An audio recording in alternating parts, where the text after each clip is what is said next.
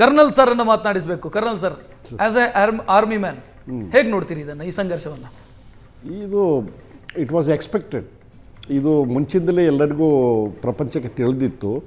ಯಾಕೆಂತ ಹೇಳಿದರೆ ಸ್ವಲ್ಪ ವರ್ಷ ಹೋದ ವರ್ಷವೂ ಇರಾನ್ ಇಸ್ರೇಲ್ ವಾರ್ ಆಗಿದೆ 13 ಜೂನ್ರಿಂದ 24 ಜೂನು. ಅದು ಕೇವಲ ಒಂದು 10-12 ದಿವಸ ಇತ್ತು. 24ರಲ್ಲೂ ಆಗಿದೆ. ಈ ಸರಿ ಏನಾಗಿದೆ ಅಂತ ಹೇಳಿದರೆ ಅಮೇರಿಕಾದವರು ಮತ್ತು ಇಸ್ರೇಲ್ ಎರಡು ಸೇರಿಕೊಂಡು ಹೇಗಾದರೂ ಮಾಡಿ ಖಮೇನಿಯನ್ನು ಆ ರೆಜಿಮನ್ನು ತೆಗಿಬೇಕಂತ ಮಾಡಿದ್ದಾರೆ.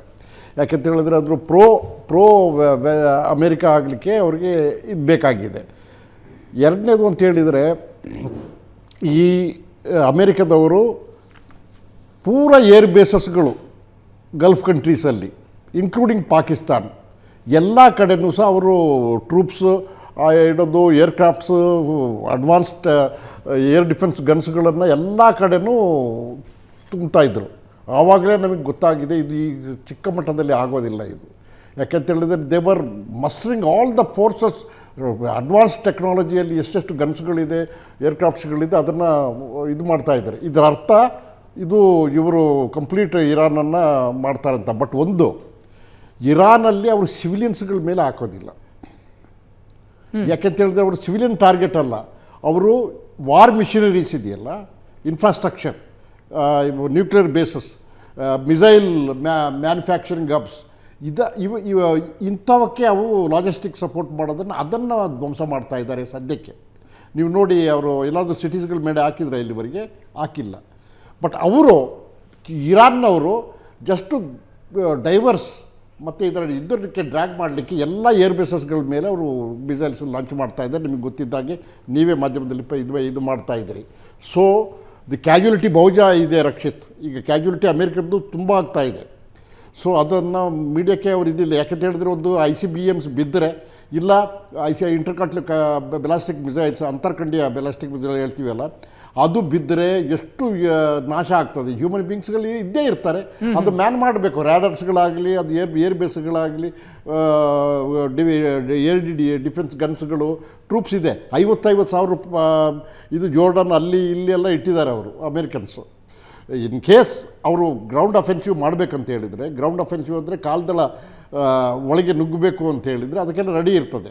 ಮೋಸ್ಟ್ಲಿ ಇನ್ಫೆಂಟ್ರಿ ಬ್ಯಾಟ್ಲ್ಗಳು ಕಡಿಮೆನೇ ನನ್ನ ಇದಕ್ಕೆ. ಯಾಕೆಂದರೆ ಇದು ಟೆಕ್ ವಾರ್ಗಳು. ಮತ್ತು ಎರಡು ದೇಶಗಳು ಈಗ ಇಸ್ರೇಲ್ ಮತ್ತು ಇರಾನ್ ಗಡಿ ಹಂಚಿಕೊಂಡಿಲ್ಲ, ಗಡಿಯನ್ನು ಹಂಚಿಕೊಂಡಿಲ್ಲ. ಅಮೇರಿಕ ಅಷ್ಟು ದೂರದಿಂದ ಅವರು ಇದನ್ನು ಕಂಟ್ರೋಲ್ ಮಾಡಲಿಕ್ಕೆ ಆಗೋದಿಲ್ಲ, ಇರಾನ್ನ ಫೈಟ್ ಮಾಡಲಿಕ್ಕೆ ಆಗೋದಿಲ್ಲ. So they wanted the basis around Iran, ಅಕ್ಕಪಕ್ಕ ಎಲ್ಲ ಇದಿದೆ. ಸೊ ಇದೇ ಅವ್ರದ್ದು ಲೆಕ್ಕಾಚಾರದಲ್ಲಿ ಮಾಡ್ತಾ ಇರೋದು ಅವರು. ಈವನ್ ಪಾಕಿಸ್ತಾನಕ್ಕೇನು, ಪಾಕಿಸ್ತಾನ ಒಂಥರ ಟಾಯ್ಲೆಟ್ ಪೇಪರ್ ಇದ್ದಂಗೆ ಅವರಿಗೆ ಯೂಸ್ ಮಾಡಿ ಬಿಸಾಡಿಬಿಡ್ತಾರೆ ಅವರು. ಸೊ ಈವನ್ ಪಾಕಿಸ್ತಾನದಲ್ಲೂ ಸಹ ಅವರು ಇದು ಮಾಡ್ತಾ ಇದ್ದಾರೆ. ಸೊ ಈಗ ಎಲ್ಲ ಕಡೆ ಈಗ ಉರಿತಾ ಇದೆ. ಈಗ ನೋಡಿ, ಇವತ್ತು ಬೆಳಗ್ಗೆ ನೀವೇ ನಿಮ್ಮ ಚಾನಲಲ್ಲಿ ಎಲ್ಲ ನೋಡಿದೆ ನಾನು, ಅಫ್ಘಾನಿಸ್ತಾನ ಅದ ಮೇಲೆ ಇವರು ಸ್ಟ್ರೈಕ್ ಮಾಡಿದರು ಪಾಕಿಸ್ತಾನದವರು. ಈಗ ಅಫ್ಘಾನಿಸ್ತಾನದ ಪೂರ ನೂರ್ ಖಾನ್ ಬೇಸ್ ಅಂತ ಏರ್ ಬೇಸು, ನಾನು ಯಾವಾಗಲೂ ವಾರ್ಗೇಬಲ್ಲಿ ನೋಡ್ತಾ ಇದ್ದೆ. ಇದು ನಮ್ಮ ಸರ್ವಿಸಲ್ಲಿದ್ದಾಗ ಇದು ರಾವಲ್ಪಿಂಡಿ ಹತ್ರ ಇದೆ. ಅದನ್ನು ಪುಡಿ ಮಾಡಿದ್ದಾರೆ ಯಾರು, ಅಫ್ಘಾನಿಸ್ತಾನ. ಸೊ ಅಲ್ಲಿ ಆ ಕಡೆ ಉಕ್ರೇನ್ ರಷ್ಯಾ ಆಗ್ತಾ ಇದೆ. ಸೊ ಇದು ಈ ವಾರ್ಗಳು ಇನ್ನೂ ಒಂದು ಡಿಸೈಸಿವ್ ಹಂತಕ್ಕೆ ಬರುತ್ತೆ. ಸರ್, ದೀರ್ಘಕಾಲ ನಡೆಯುತ್ತೆ ಅಂತ ಅನ್ಸುತ್ತಾ ಇದು? ದೀರ್ಘಕಾಲ ನಡೆಯೋದು ಜಗತ್ತು ಬಯಸ್ತಾ ಇರೋದು ಆದಷ್ಟು ಶೀಘ್ರ ಮುಗಿದು ಹೋಗ್ಲಿ ಈ ಸಮಸ್ಯೆ. ದೀರ್ಘಕಾಲ ನಡೆದರೆ ನಮಗೆಲ್ಲರಿಗೂ ಪ್ರಾಬ್ಲಮ್ ಇಲ್ಲ. ದೀರ್ಘಕಾಲ ನಡೆಯೋದಿಲ್ಲ. ಇನ್ನೊಂದು, ಅವ್ರದ್ದು ಮೇನ್ ಟಾರ್ಗೆಟು ಖಮೇನಿನ ಕೊಲ್ಲಬೇಕಾಗಿತ್ತು, ಕೊಂದರು. ಬಟ್ ಅವ್ರ ವಾರ್ ಮಿಷನರೀಸ್ಗಳನ್ನ ಕೊಲ್ಲಿಕ್ಕಾಗಿಲ್ಲ. ಆಯ್ತಲ್ಲ, ಖಮೇನಿ ಸಾಯೋದಕ್ಕಿಂತ ಮುಂಚೆನೇ ಅವ್ರು 3 ಜನ ಕೌನ್ಸಿಲ್ಗೆ ಹೇಳಿದ್ದಾನೆ, ಅವರದ್ದು ಯಾರಾದರೂ ನೀವು ಹಾಕಿ, ನೀವು ಹೇಳ್ಬೇಡಿ ಯಾರು ಹಾಕ್ತಿರ್ತೀವಿ ಅದನ್ನು ಕೊಲ್ತಾರೆ ಅವರು. ಸೊ ಅವ್ರದ್ದು ಖಮೇನಿ ರೆಜಿಮನ್ನು ಚೇಂಜ್ ಮಾಡೋದ್ರ ಜೊತೆಗೆ ಅವ್ರ ವಾರ್ ಮಿಷನರೀಸ್ಗಳನ್ನ ಫುಲ್ಲು ಜೀರೋ ಮಾಡಿಬಿಡ್ಬೇಕು ಅವರು.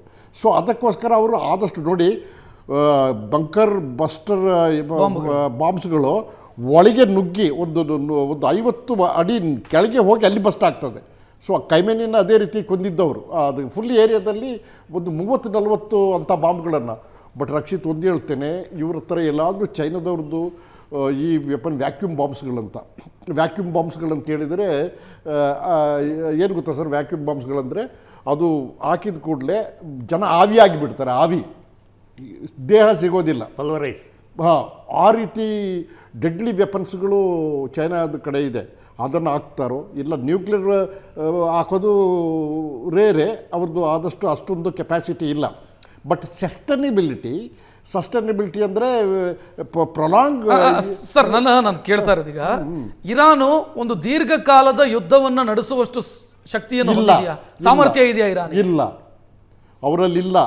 ಯಾಕೆಂತ ಹೇಳಿದರೆ ಈಗ ಇಸ್ರೇಲ್ ಒಂದು ಬಲಿಷ್ಠ ರಾಷ್ಟ್ರ, ಅದು ಅಲ್ಲಿ ಒಂದು ಚಿಕ್ಕ ರಾಷ್ಟ್ರ ಒಂದು ಇದ್ದುಕೊಂಡು ಕರ್ನಾಟಕಕ್ಕಿಂತ ಚಿಕ್ಕದೇ ಒಂದು ರಾಷ್ಟ್ರ ಇದ್ಕೊಂಡು ಸುತ್ತ ಇದ್ದವರಿಗೆಲ್ಲ ಆನ್ಸರ್ ಕೊಟ್ಟಿದೆ. ಅದು ಹಗಲು ಅಂಥ ಪೇಟ್ರಿಯಾಟಿಕ್ ಅವರು ನೋಡಿ. ಆಮೇಲೆ ಇಲ್ಲಿ ಅಮೇರಿಕಾದವರು ಬಲಿಷ್ಠವಾಗಿದ್ದಾರೆ. ಇವರು ಎದುರಿಗೆ ಇರಾನ್ ಸ್ಟಾಕ್ ಫೈಲ್ಸ್ಗಳೆಲ್ಲ ಮುಗಿದೋಗುತ್ತೆ. ಎಸ್.